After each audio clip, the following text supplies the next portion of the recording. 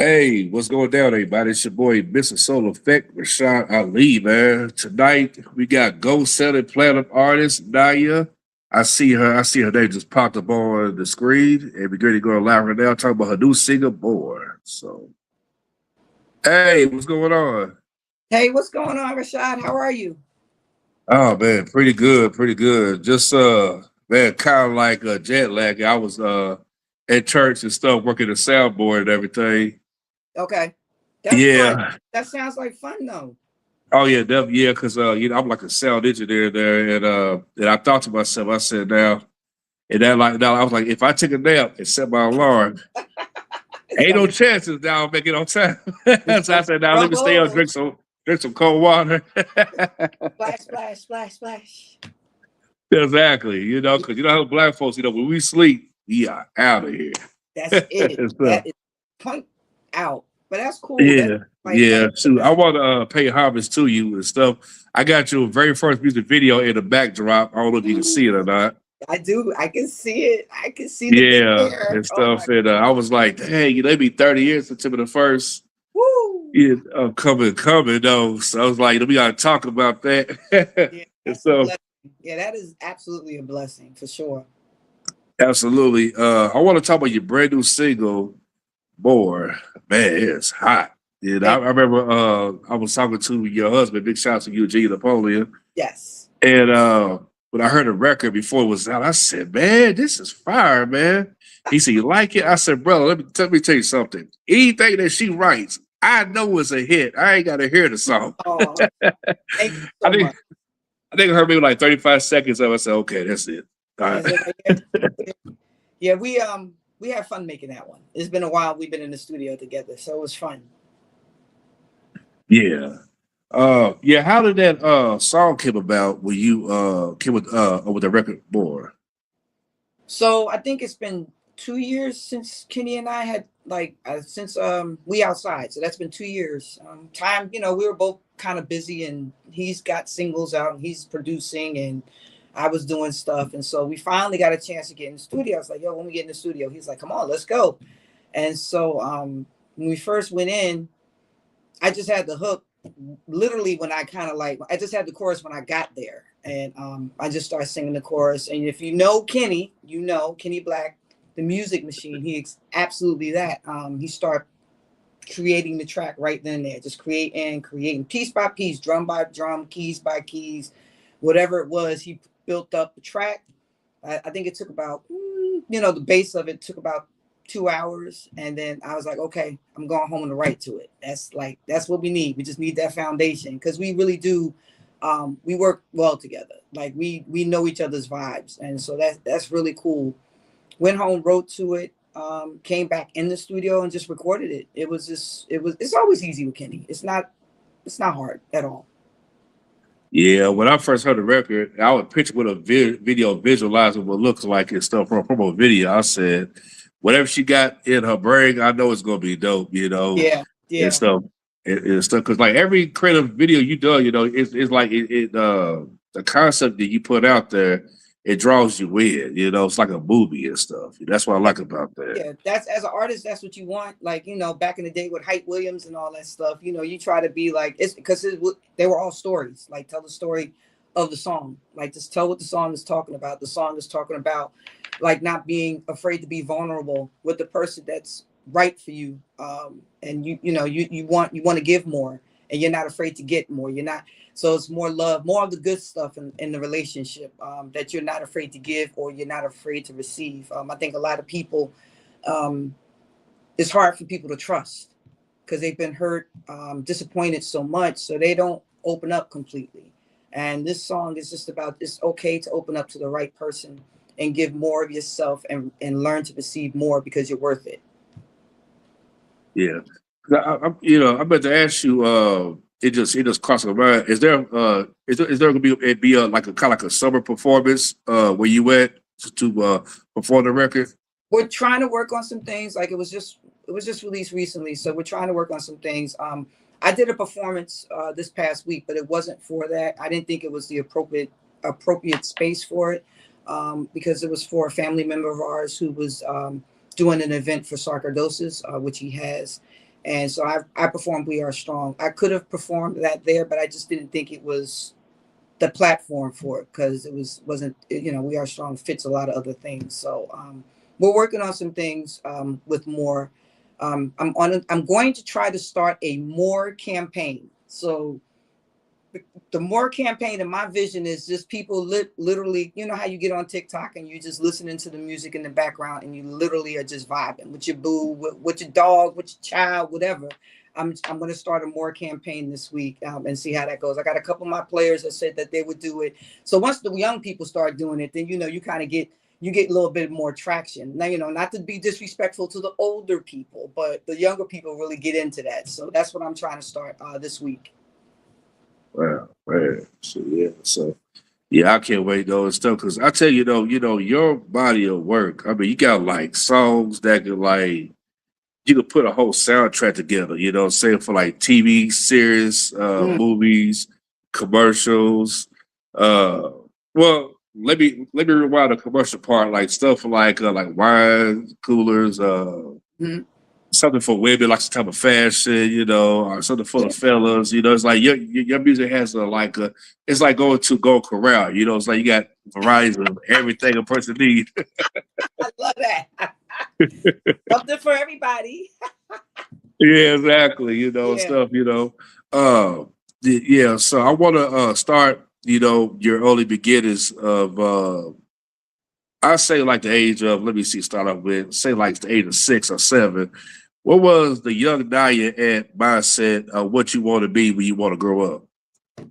Play basketball. If you want me to be, all I wanted to do was play ball. I was like your daughter. I just wanted to play ball. Ball. My mother would be like, put that basketball down. I just wanted to play ball. I can admit that in that time, I was a writer when I was young. And that's usually not normal, I guess, in the big picture. But I used to write a lot of songs, like a lot of choruses to start writing. And I did that a lot. And I had like a big book full of songs.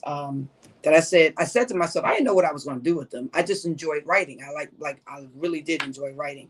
I sang in some choirs, performed in some, with the little cute dresses on and all that stuff. But if I'm being honest with you, it was all about basketball. I was trying to get to the ball. I was trying to figure out how I could cross somebody over. I was trying to do all that. Singing really didn't come until maybe I was in high school, where I really started to put my foot into it and say, let me do some talent shows here. Let me do some stuff here. And I think you know the story as well. Like when I got to college and I met my husband, he really catapulted me into the business part of singing, like take it a little bit more seriously. But at 6 years old, I just wanted to go outside and play. I can't lie. I'm not gonna lie to you. I ain't gonna tell you no story. I ain't gonna make up nothing. I wanted to go outside and play, have fun. When the lights went out, I was running down the street trying to get home. Just enjoying life. My mother always had music playing. My mother, God bless her, she's missed a lot. She just introduced us to all these old songs. Otis Redding, Sam Cooke, people that she had the 45 records. I don't even think nobody knows what they are now. Like the 45s and just spinning on her record player all the time while she was cooking her greens and just, baby, go over there and give me this hot sauce or whatever. So we was old school raised. She's from Macon, Georgia. So she brought that down here to Jersey. And that's what I grew up on. It wasn't until I got a little older that I said, okay, let me try some singing stuff. Yeah. It just hit me. I was thinking to myself, because I remember when the WNBA, started to, emerge, because I didn't know how it really was as far as like when it comes to female basketball. It's like anytime, as far as back in those days, you think about female basketball, you think about like college female sports and stuff. When I heard about WNBA, maybe a little bit after the 96 Olympics and stuff. And then, here it is, your album was like already in the making, get ready to come out. Here it is, got Billboard singles just killing everything. Yeah. Did you thought to yourself, like, how can I bounce a recording career and a basketball career? Because here it is, a lot of times the artists you got performing during summertime, then you got the basketball get ready starting in the summer. So it wasn't the thought of that wasn't easy. So I was literally working out. So I was staying in shape because I don't singers got to be in shape. Like you got to be able to be in shape to get on the stage and perform. So what I did is I was working out by playing basketball, but I was also working out to try out for the WNBA. So it all kind of like fit at the time. It all fit at the time. It was good. It was like, okay, I'm still singing. Thank God for family, because I needed family to watch Brandon. He was young then, and I can't just be out, all over the place. But they were there for me, and so I would go do shows in New York. We were with Double Exposure at the time with Angelo Ellerby, and I would have to go to the city twice a week to do promos or whatever it was I was doing when I was just running, and then I would come back and work out on the off days. So it wasn't until I went to Detroit to Houston to try out for the WNBA where things got a little sticky, because I really didn't expect to get like a call back or a contract, but I got called back to go to Detroit to work out for them. They're no longer a team, but it was a Detroit Shock at the time. And when I finished working out for them, they offered me a contract. So at that moment, I literally had to make a decision. Like, I knew that I couldn't do both. Like, at that time, I couldn't be over here playing ball, like you said, in the summertime, and then trying to sing over here. No matter how much we owned our own label, that wasn't going to work. So I made the decision to say, you know what, I knew that I got the contract, but I'm gonna put my eggs over here, and then I'm gonna coach as well, so that way I'm still a part of basketball. So that's what I decided to do. Yeah, that's a gamble, to give up something that you're good at, and then to sacrifice being a singer. And a lot of times a hit or miss, saying, and hey, look what came out of it, say chart top of hits, music videos on MTV, BET, VH1, and other platforms, go sell albums. I think it's okay. Yeah. Yeah, Hey, God knew was like, I'm gonna put it over here for a reason. I still too. My niece is good. Yeah, so in the background video, you guys see right here is our very first #1 dance club hit, "I Don't Want You." So, what was the mindset of Ny'a in the '90s? You was put this video treatment together. So let me tell you something about "I Don't Want You." "I Don't Want You," I wrote when I was in high school. Remember I told you I was a writer. Wow. I wrote, like, I literally just kept writing. I didn't know why I was writing. I just liked to write. So I took that song from when I was in high school, and I said, "Oh, that might work in the club scene like back then." And I was like, let me write, let me finish it out, because gotta finish it up." And we put that song out, and when the video came, it was just like, it was fun. It was my first video. Happened to know some people who lived in Society Hill. Sharon, she lived in Society Hill, so that was the house she was at. And the guy who plays the not so good guy, unfortunately, God, he passed away, but that was one of my husband's best friends, and some of my friends were, I had some dancers back then. If you see that, they were, we used to practice at my house, trying to get right and all this other stuff. So it was really fun to make. There was a club in the back of Sip Avenue in Jersey City. I forgot what it was called. That's where we shot that video at. I don't think it's no longer there. The owner was cool. He said, "Sure, you can come in, you can shoot the video." So everything kind of like fell into place. And I believe one of the directors' name, I helped create it as well, but his name was Rodney. And we got together and put our, like, "Oh, we're going to create this, and he's no good, and the little girl." And it just all really fell together. Like you said, it was one of my first. At least see the big hair. I see that big hair. Oh man, the '90s. Oh boy, the hairstyles and everything. I look at some of my pictures when I had a box cut, and some of I can't remember who the barber did my hair. My box cut looked like one of those makeup brushes and stuff you ladies use and stuff. It was up here, did it in the middle, all together on the bottom, and I was like, "Golly, man, what the world, man?" That was what was going on back then. Yeah, I was saying. All kinds of stuff. Yeah. Oh man. So when that video premiered on BET and other cable listed networks, you thought to yourself, "Oh my God, that's really me," So I'm out of here. That was the start of it all. That was crazy. Like, it was being played on BLS back. I don't remember the name of the show that it was like 12 o'clock, whatever, house music session. Yeah. And it was being played on BLS a lot. And so you hear yourself and you're like, "Wow, yeah, that's crazy." And then all of a sudden, we like, as an independent company, got it on because of Latham Hodge, who was at BET at the time. it was all gravy, just poof, gone, like gone. And every time I turned it on, I was like, oh, this is crazy. It's wild, like it really is. And I don't care how long you've been in the business or how short of a time you've been in the business, the reaction is the same. It is. Wow. I Yeah. remember when BET used to have these world premiere poster ads. So they put an artist face, they put their logo, they put like the label you want and like the title Yep. and stuff. And I remember watching your video. I said, man, this is a dope song. And I swear, maybe 4 hours later, here come MTV, they picked it up. Yep. Here come VH1. Then, like, the end of the week was the Friday night videos. And then we had this ABC Saturday morning. It was like everywhere. So you beat it. Brandy it was Brandy Broken Hearted featured Y.A. Morris. I remember that. Oh God, was it TLC Waterfalls? And it was something else. I can't remember though. So that was a huge record for its time. It was. It really, really was. It started the whole thing off, really. And it also, with club music, sometimes you have to be careful because if you continue to make club music, it's hard to get out of that lane. Yeah. So you have to be careful what you're doing when it comes to the next single. Like, you know what I mean? Yeah. I like the Sam Cooke version you did. And it's like an all-time classic, you know. Usually some covers, you know, the people put out like a promo singles and stuff, and they never included an album for like whatever reason and stuff, you know. What was because I remember the last interview you did, maybe the first time I interviewed you, you said that was like a pay homage to your mom because your mom liked the record and everything. Loved Sam Cooke. That's all she would talk about. Matter of fact, when she was older, I used to play every song for him. Boy, that would wake her straight up, and she'd be like, "Oh, baby, you know that's that's Sam Cooke." So I wanted to pay a tribute to her. It was a hard. Now listen, that's a hard song to touch because it's classic. I think I did it justice.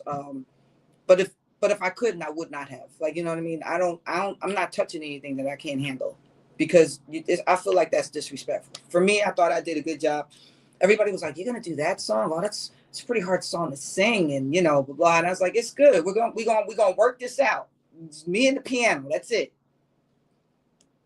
Yeah, because the other cover you did and stuff, Tonight's the Night, and yes. I was like, man, it's what they do in the cover, but for you to match exactly like how the original artist did, I mean, that's rare for anybody. Do you just got it? You always say like hit a home run for it. That was for my mom too. She loved her.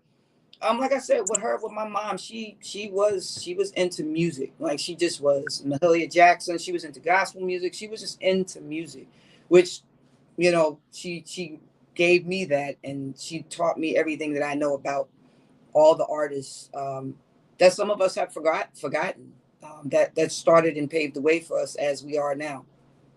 Yeah. Man, the Tea Summit episode.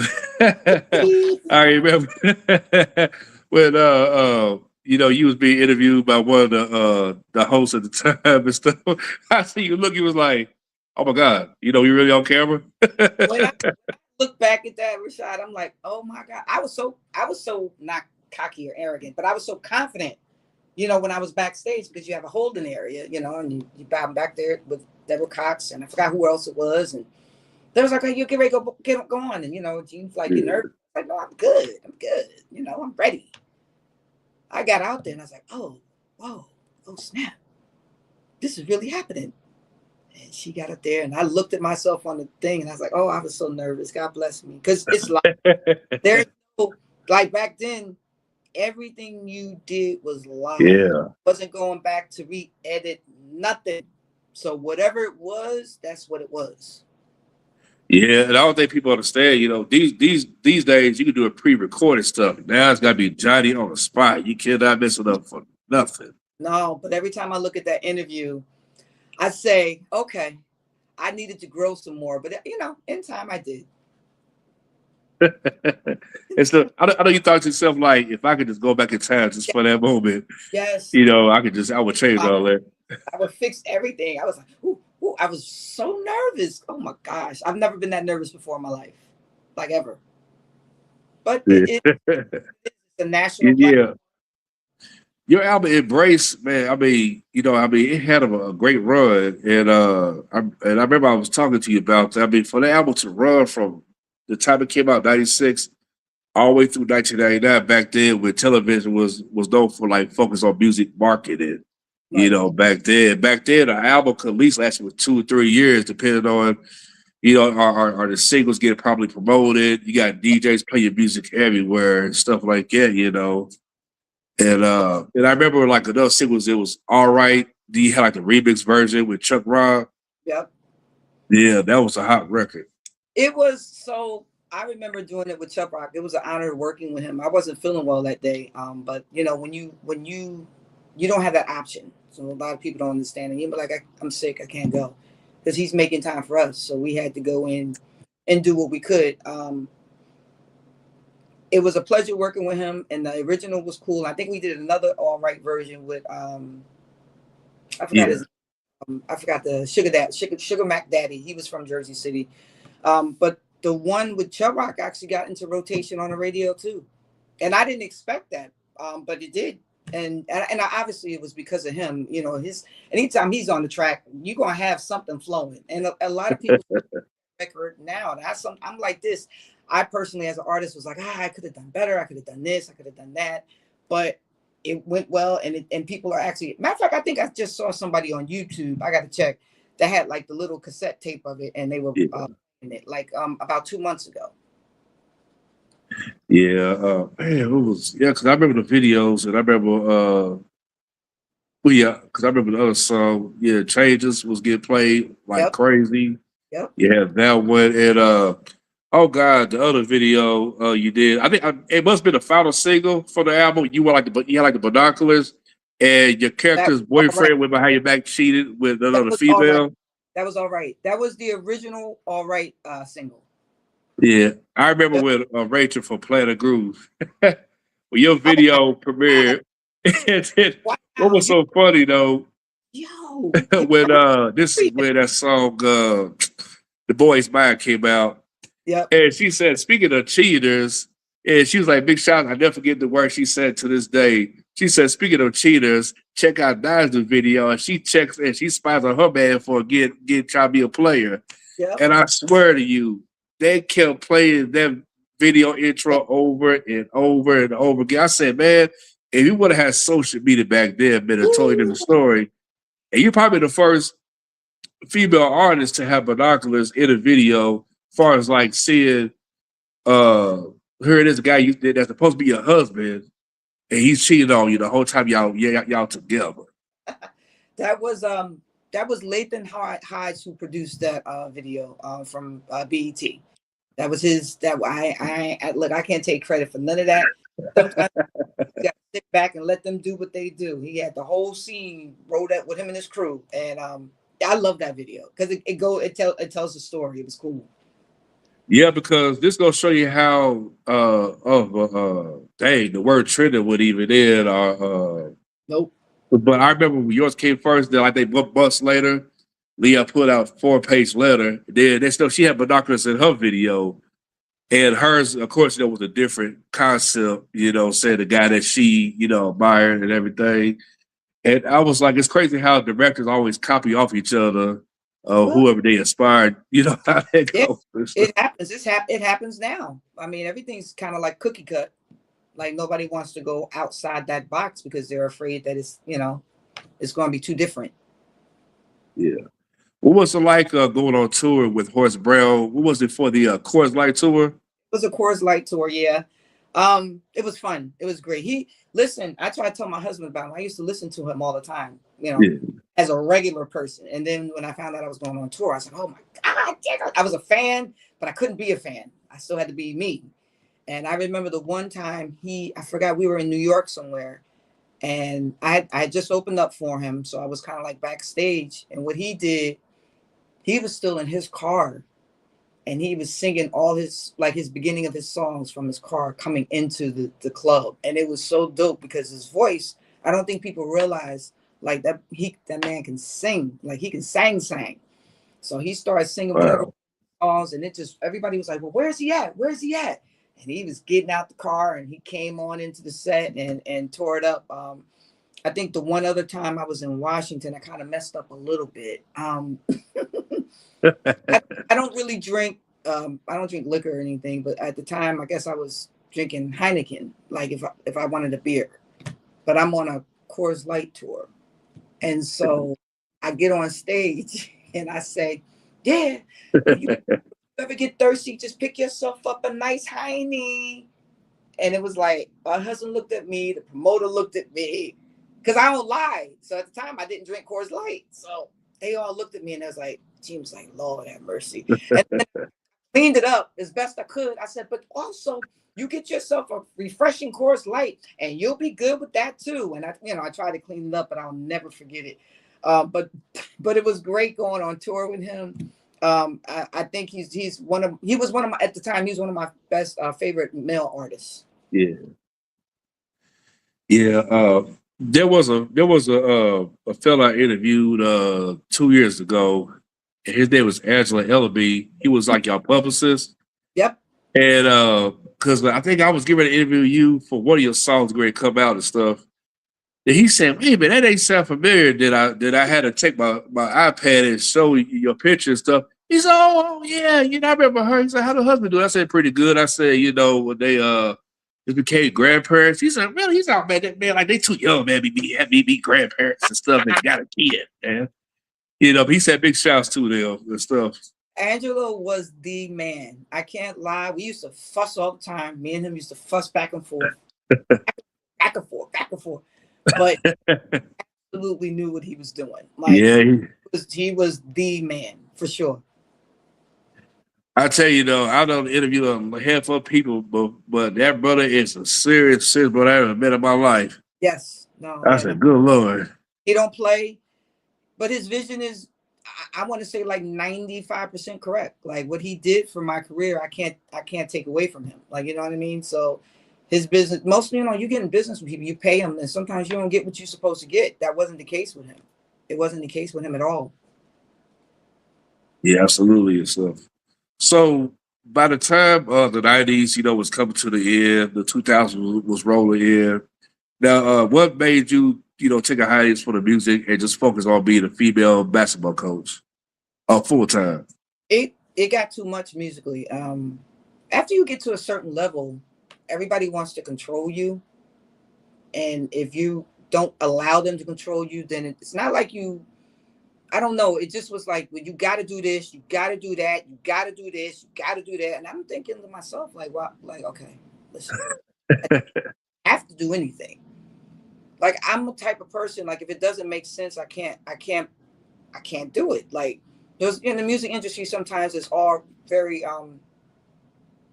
pretentious and artificial. Yeah. Like, I gotta show up to this event because such and such is gonna be there, and I'd be like, I'm not going. Like, I'm just not. And maybe I'm bad for, but that's just the way I was. I actually am the same way. Like, if I don't feel like that's my crowd, let's just put it that way. If that's not my thing, that's not who I want to associate with. But the only reason I'm there is so that people can see me there. Mm-hmm.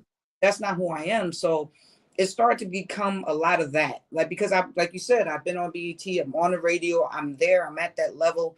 And they're like, okay, now to get to the next level, this is what you have to do. And I'm like, no, I don't have to do that. And so I just kind of like fell back a little bit. And like you said, I just started coaching and just really just kind of got myself together, became, my mom, became a mom and wife, and, just really chilled out and just lived life.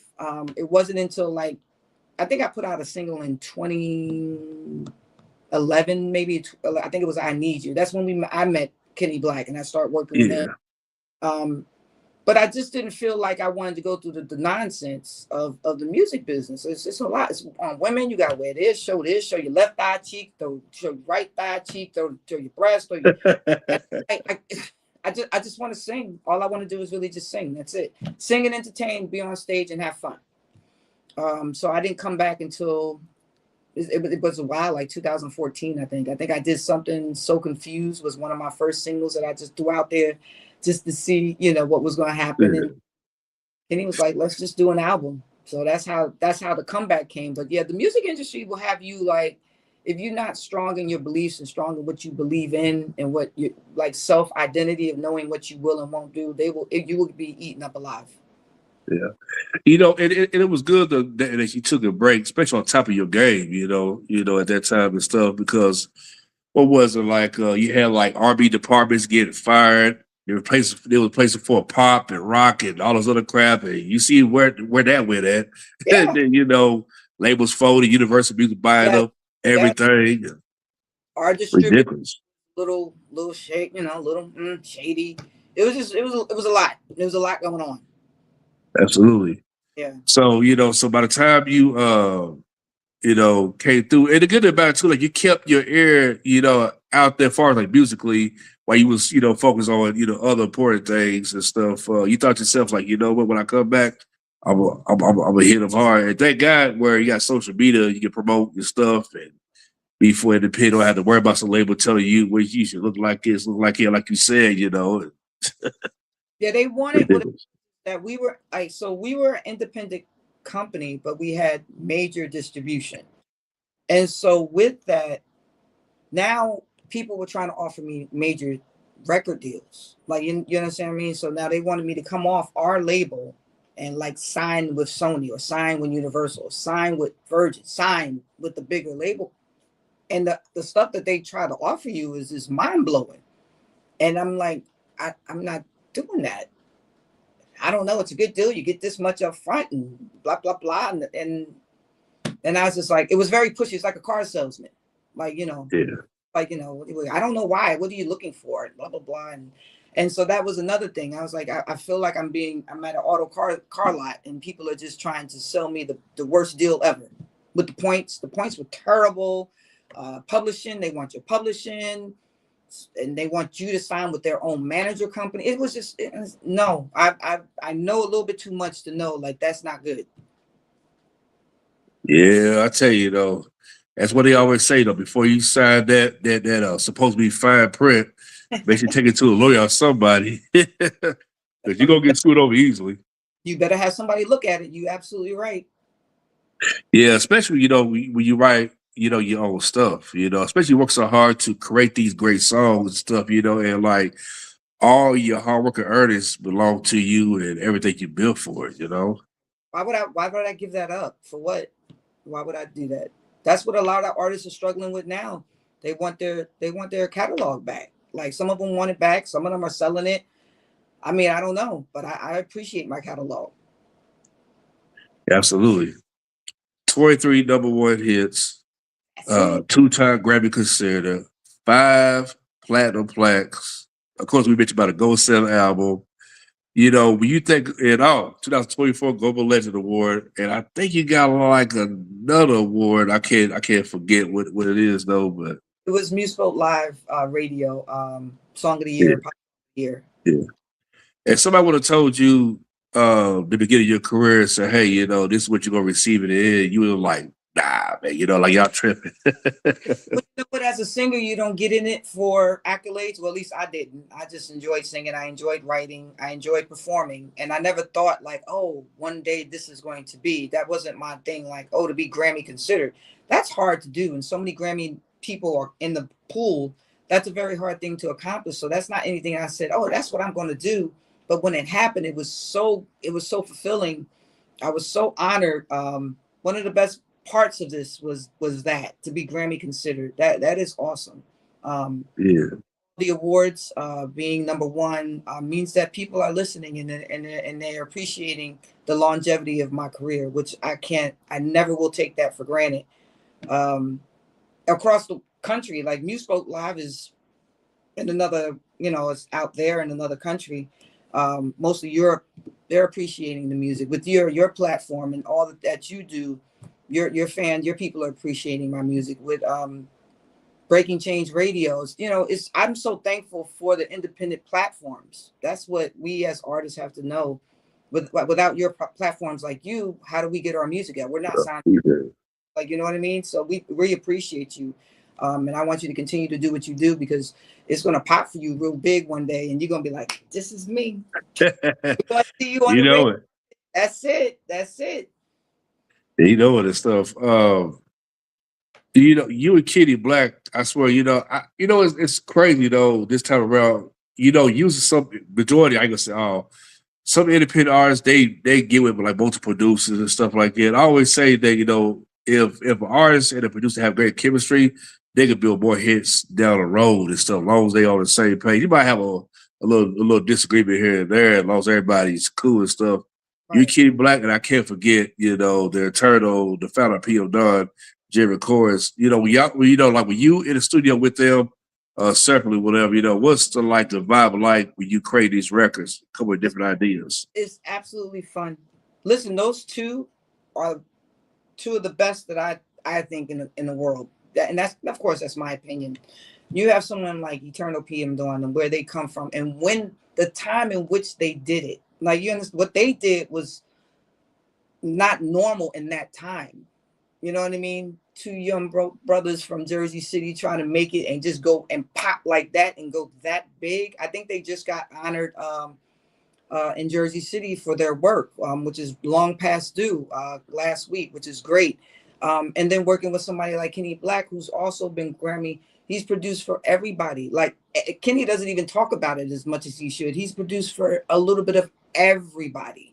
So when you have that kind of talent, and they're both producers, like they play instruments, they actually create the tracks, and they have different styles. And I've never had a disagreement with either one of them. I think it's because we all trust each other in our opinions.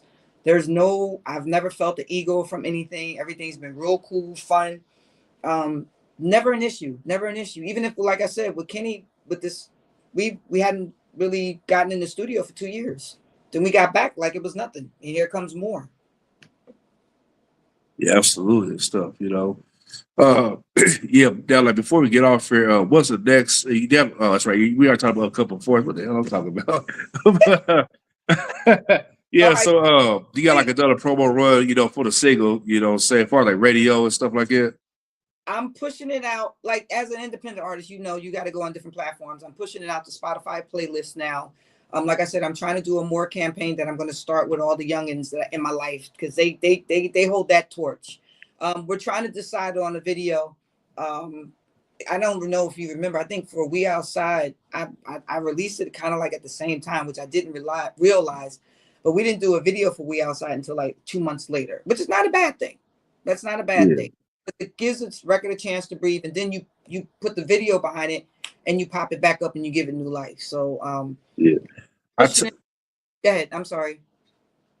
yeah, I told your husband a while back, like with the plaques and the awards got on the wall. I said pretty soon you had to like tear it down on the wall and add more awards.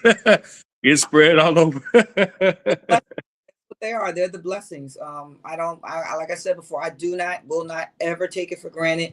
Um, I've been in here, like you said, for 30 years. Like, okay, that is what you do. That's what I've been blessed to do. Absolutely.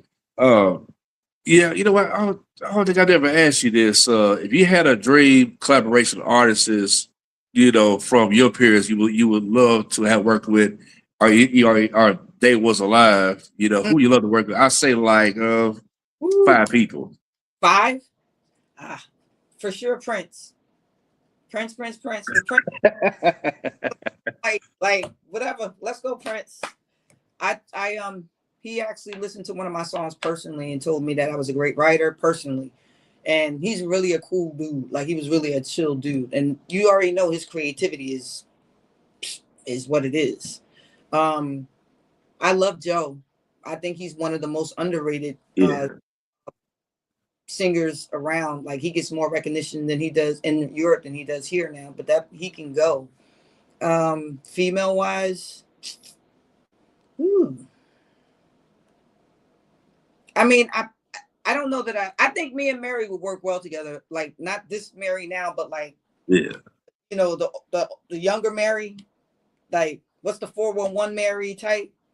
Like I could never see that. like that. Like yeah, I could see that for sure. Like that hardcore or R&B hip hop, I can definitely do that. Let's see. Well, I'm not even going front. I wouldn't want to do a duet with her, but I would love to see her in concert. And I'm a Kiki Wyatt fan. She can absolutely blow, like, go on. But for whatever reason, whatever her reasons and whatever's going on in her life, she just hasn't sustained whatever. But her voice is absolutely amazing to me. Yeah. So if you could tell the people my end, you know, where to follow you at and where to get the new single. The new single is available everywhere. Everywhere. The title, Amazon Music, YouTube, Spotify, Apple Music, iTunes, UTunes, WeTunes, All Tunes. It's available everywhere. Just released last on the 19th, 17th, excuse me. And on my social media, you can follow me at Ny'a Nation on Facebook. On IG, I am T._Napoleon, aka Ny'a. And on TikTok, I am Ny'a Tracy Napoleon. Man, that's what's up, though. Thank you coming on here. You know, as always, like one of my favorite guests coming on the, you know, the show and stuff. You know, I always have great vibes. But it's been like, what, 6 years. You know what I'm saying? Skipped a year and then and then we got back on. Yeah, it's been Yeah, great. I love coming on your platform. I I think appreciate it. I think Yeah. you are a historian. You know, I think sometimes more than me when my brain not working. You are great.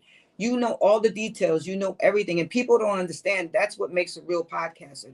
That's what makes you who you are. A lot of research, they don't know nothing. They barely know what's going on right now, but you are right on it, and I think that is absolutely great. Thank you. Yeah, you know, I tell you that it took a long time to get to this point as far as like, you know, what I'm doing now, like the last, oh God, 10 years just kept growing, evolving, and trying to come with different ideas and stuff. And I remember I told my cousin Tasha Britton, I was on the phone, it was like 3 years ago. Matter of fact, Thanksgiving week, I said, I gotta change this business name, get rid of that logo. It's time to change up, and since that whole shift changed, it really got more bigger than it was then. We love it. We love you. I see you all the time. I'm looking at your interviews. Just like I say, keep grinding and keep doing what you're doing. When it pops, it's going to pop. Thank you, man. So with that being said, you have a blessed night. And with that being said, we are out of here, y'all. All right. Take care, everyone. Thank you. All right, guys.